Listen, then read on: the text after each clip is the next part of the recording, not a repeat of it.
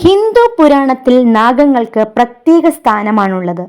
എന്തുകൊണ്ട് നാഗങ്ങൾക്ക് മാത്രം പുരാണത്തിൽ സ്ഥാനം ലഭിച്ചു എന്ന് നിങ്ങൾക്കറിയാമോ? ബ്രഹ്മാവിൻ്റെ മാനസപുത്രന്മാരിൽ ഒരാളായ മരീചിയുടെ പുത്രനായിരുന്നു കശ്യപൻ. അദ്ദേഹത്തിന് 2 പത്നിമാർ ആയിരുന്നു ഉണ്ടായിരുന്നത്, കദ്രുവും വിനീതയും. ഒരിക്കൽ കശ്യപൻ അവരിരുവരോടും ഇഷ്ടമുള്ള വരം ചോദിച്ചു കൊള്ളാൻ ആവശ്യപ്പെട്ടു.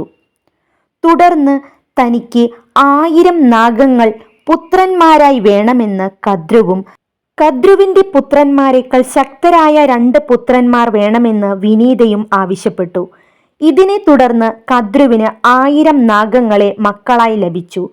എന്നാൽ ക്ഷമ തീരെയില്ലാത്ത വിനീത തൻ്റെ 2 മുട്ടകളിൽ ഒന്നിനെ പൂർണ്ണ വളർച്ച എത്തുന്നതിന് മുൻപ് പൊട്ടിച്ചു നോക്കുകയും ചെയ്തു.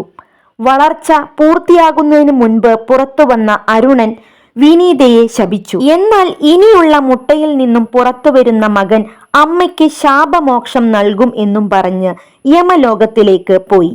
പിന്നീട് 2ാമത്തെ മുട്ട വിരിയുകയും അതിൽ നിന്നും ഗരുഡൻ പുറത്തു വരികയും ചെയ്തു. കദ്രുവിൻ്റെ മക്കളായ 1000 നാഗങ്ങളെ നാഗദൈവങ്ങളായി നമ്മൾ വിശ്വസിച്ചു പോരുന്നു. ഭഗവാൻ അനന്തനും വാസുകിയും നാഗരാജാക്കന്മാർ എന്ന് വിളിക്കപ്പെടുന്നു.